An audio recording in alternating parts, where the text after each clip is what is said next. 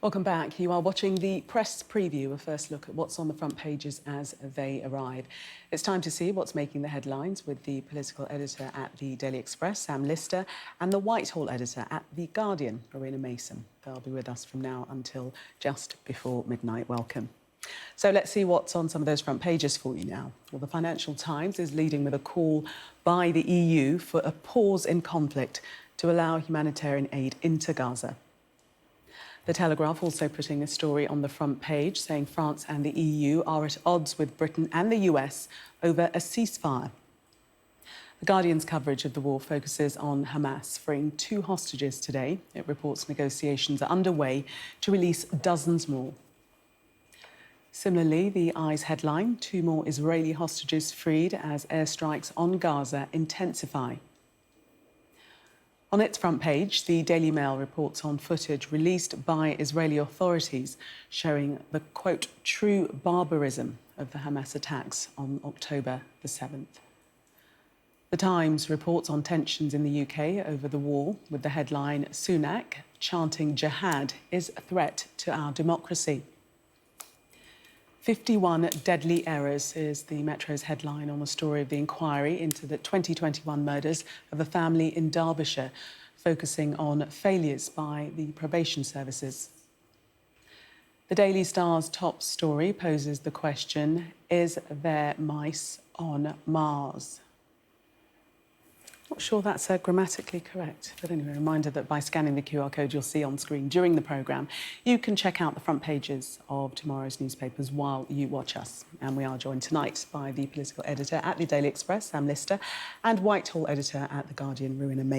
Welcome to both of you. Let's start with the front page of the FT. And looking there, the headline, EU seeks lull to allow in aid. Seemingly at odds with America and the UK in their call for a ceasefire. Yeah, Joseph Borrell, the EU Foreign Policy Chief, has called for a pause in hostilities to allow more aid into Gaza. There's obviously been 2 small convoys in so far, but it's clearly not enough to deal with the situation over there. But yes, very clearly the EU is at odds with the UK and the US on this. Joe Biden has made comments tonight where he says a ceasefire can only be discussed once hostages have been released. And after that, we can talk, is his phrase. And Rishi Sunak is very much in that vein of things. He made comments in the House of Commons today along similar lines, that Israel has the right to defend itself and a ceasefire would be difficult at this time. And Rowena, do you think that the line is going to be continued, or will there be more pressure on international leaders to actually call for a ceasefire? We know that many of the aid agencies are saying that's desperately needed. I think as the situation in Gaza continues to get worse and worse, and it is already really dire, a catastrophe in the making at the moment, I think that pressure will only increase. And the fact that the EU appears to be edging towards this position will likely put pressure on other countries throughout the rest of the world as well. But the US is obviously a very powerful country. Its support means a huge amount to Israel. And at the moment, the UK seems to be behind the US. I think Rishi Sunak's words were, as Sam was saying, that it's difficult to ask Israel to go for a ceasefire when such an appalling terror atrocity has happened on its soil. But then things, when you're looking at a situation of war, things can be difficult. You have to ask difficult things of both sides, and that could be a way of slowing things down before the point of a potential ground incursion by Israel. And Sam, as The Guardian reports, all the while the bombardment of Gaza continues.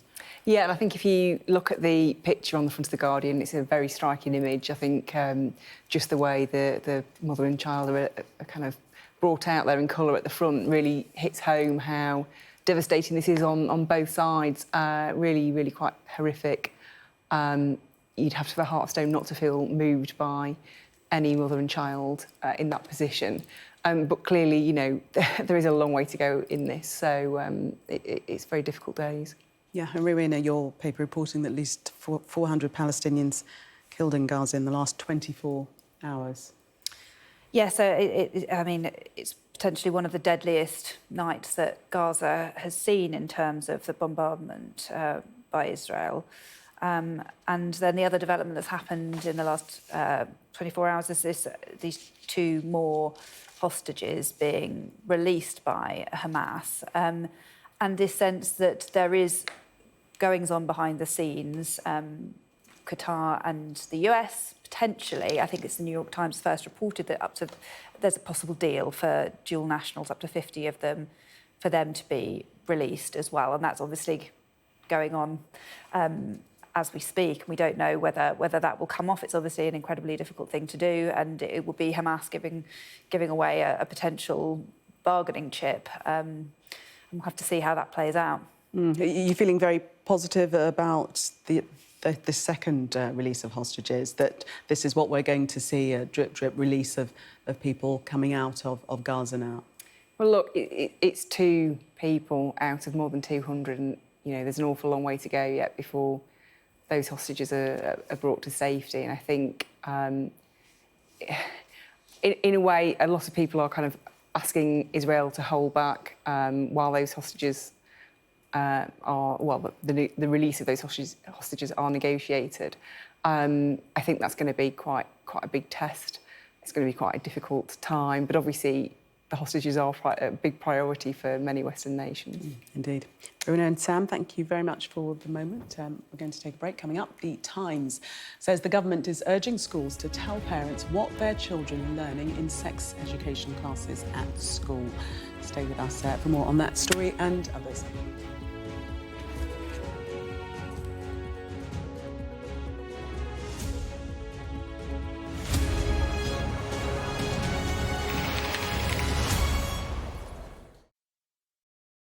Welcome back. You are watching the press preview. Still with me tonight, the political editor at the Daily Express, Sam Lister, and the Whitehall editor at the Guardian, Rowena Mason.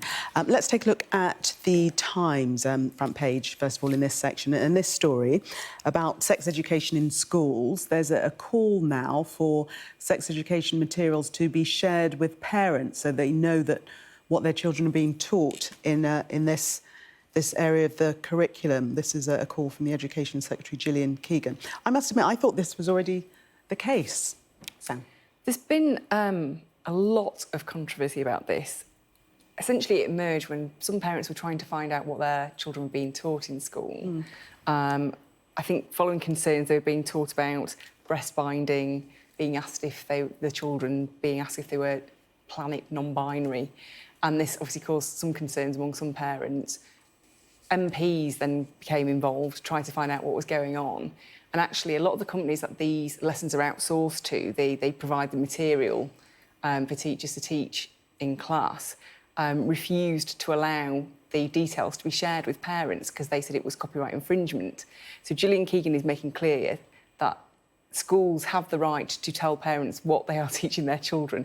I mean, it seems ludicrous to have to actually say that, because what parent, what parents should be in the dark about what their children are being taught in school. So this is putting on a very clear footing that the schools have the right to tell the parents what their children are being taught in the classroom. Rowena, I think many people like me will have thought that this would have been standard already. Yes, I mean, it does seem extraordinary that could be used as a reason, commercial confidentiality. There might be many reasons why the school might be a bit reticent to start big rows with parents about what children are being taught. They might not want the trouble of having to discuss it all.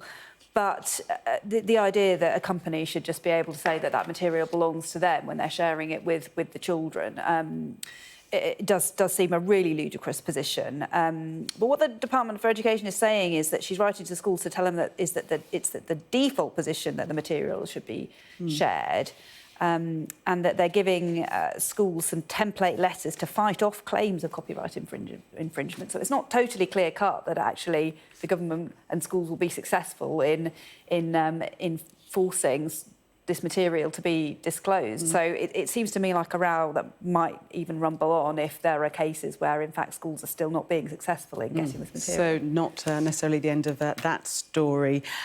We have run out of time, so we'll go through some of the other stories in the 11 o'clock hour. But for the moment, Rowena and Sam, thank you very much for taking us through the papers. Let's